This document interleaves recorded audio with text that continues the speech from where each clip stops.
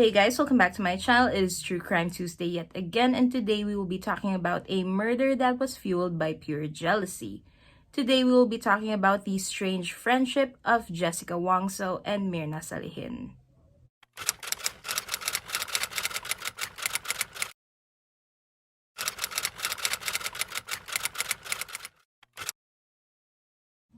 Wayan Mirna Salihin was born on March 30th, 1988 in Jakarta, Indonesia. She was working as a successful graphic designer in her home country, but before this, she attended Billy Blue College of Design in Sydney, Australia. And there, she met and became friends with a girl named Jessica Wongso. Now, these two girls had a lot in common, one of which was the fact that they were both from families of Indonesia's elite. The two became good friends and maintained a close relationship all throughout their college lives. However, their close relationship would soon fizzle out once they finished school, as Mirna decided to make a career for herself back in their hometown of Indonesia, while Jessica obtained a permanent residency in Australia while still retaining her Indonesian citizenship. Now, these two lived very different lives. Mirna was this successful young woman who was in a very blissful romance with her long-term boyfriend, Arif Somarco, while Jessica, on the other hand, back in Australia, seemed to have been spiraling. She lived with her boyfriend, Patrick O'Connor, in Sydney, and just as things started to become rocky, Mirna then comes back to Australia for a short vacation. Now, the two decided to meet up, and Jessica decides to tell her old friend Mirna about the relationship issues that she was having with Patrick. And Mirna, being the honest person that she was, decided to voice out her opinion and advise Jessica to just break things off and start anew. Now, Mirna thought that this was good advice, given what Jessica just had told her. However, Jessica, on the other hand, did not find this advice very helpful and instead took it the wrong way, thinking that her friend didn't want her to be happy. Now, once things started to become awkward and a bit heated, Jessica then decides to abruptly leave the scene. And this was the last time that they saw each other before Mirna headed back to Indonesia. And once Mirna returned to Indonesia, this is when she started planning out her wedding. And since things became so awkward during their last meeting, Mirna then decided to leave Jessica out of her plans and not invite her. And since the two did live in different countries, avoiding each other was an easy task. Until one day towards the end of 2015, Jessica then reaches out to Mirna saying that she was back in Indonesia and wished to meet up with her and another one of their college friends named Honey in hopes of catching up and possibly rekindling their friendship. Now, understandably, Mirna was hesitant at first, especially because it had only been a few weeks since her wedding. And this, of course, would be an uncomfortable topic since she did not invite Jessica. But she eventually agreed to see her estranged friend on January 6, 2016. And they had decided to meet up at Olivier Cafe, which was a coffee shop inside a popular mall. And seemingly very excited for their reunion, Jessica arrives hours before their meeting time, reserving a table for the three of them at the crowded cafe. She then proceeds to buy her friends gifts before coming back to the coffee shop to pre-order their drinks. Mirna and Honey arrived at around 5:15 p.m. They headed to the reserved table where Jessica was and took a sip of their pre-ordered drinks. And immediately, Mirna starts to complain that her Vietnamese iced coffee tasted horrible.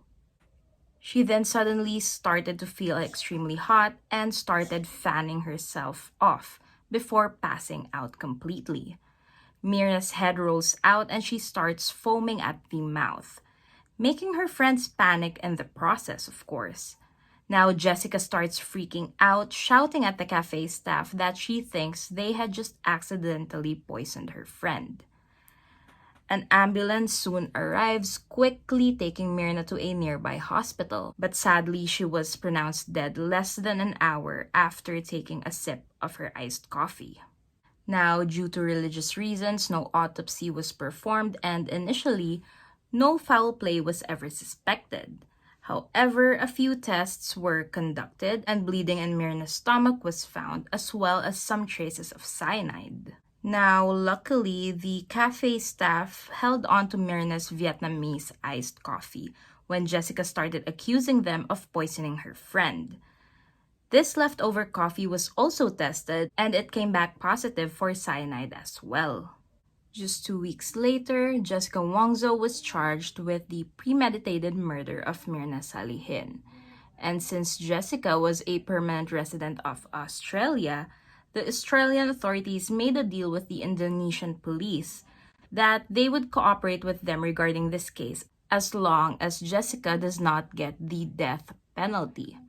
Now, records of Jessica's psychological and legal records were then provided by the Australian authorities, and this is where everything began to unravel. In 2015 alone, Jessica lost her job, had attempted to end her own life, and then got into a major car accident due to drunk driving. A restraining order was also filed against her by her ex-boyfriend, Patrick, after they broke things off. Now, Patrick's reason for doing this was because he was scared that she might do something completely insane.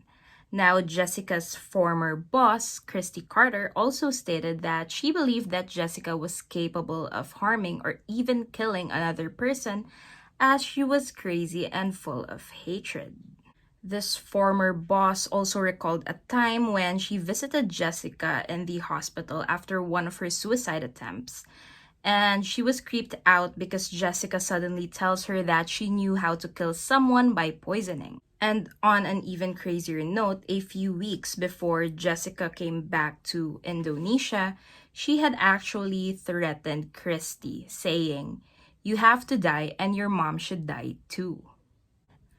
And this pretty much tells us what type of person Jessica was, and paints the story of how her life had been spiraling out of control and why she would do such a thing to someone who was once her best friend.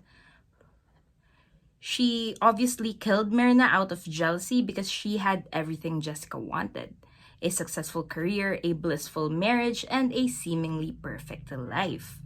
Now, CCTV footage from that day at the Olivier Cafe revealed Jessica Wongso arranging the shopping bags on the table she had reserved for her, Mirna, and Honey.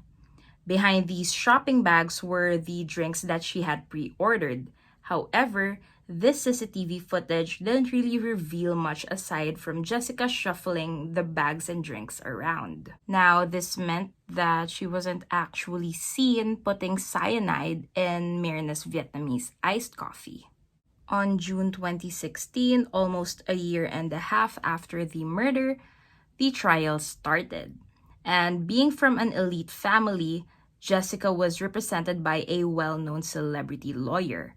She completely denies having anything to do with Mirna's death and maintained her innocence all throughout the 5 months of trial, which was all broadcasted live since this was a very high-profile case. Now, all throughout the court proceedings, all eyes were on Jessica, and she loved it. She ate it all up, seemingly enjoying her newfound fame in both Indonesia and Australia. But thankfully, on October 27th of the same year, Jessica Wongso was found guilty of murder by cyanide poisoning and was sentenced to 20 years in prison.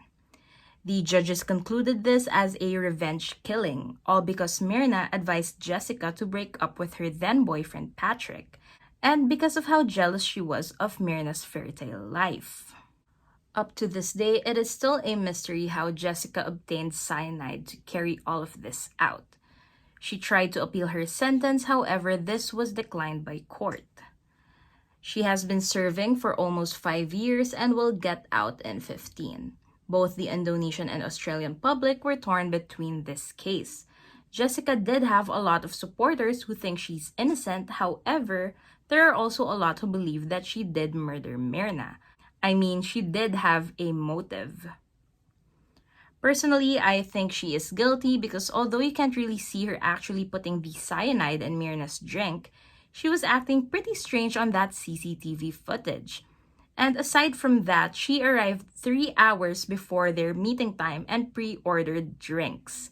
Iced drinks. I don't know anyone who does that, especially not here in Asia where it's hot and humid. But of course, that is just my personal opinion.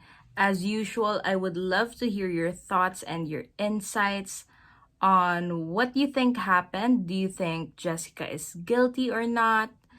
I absolutely love your perspective and your observations.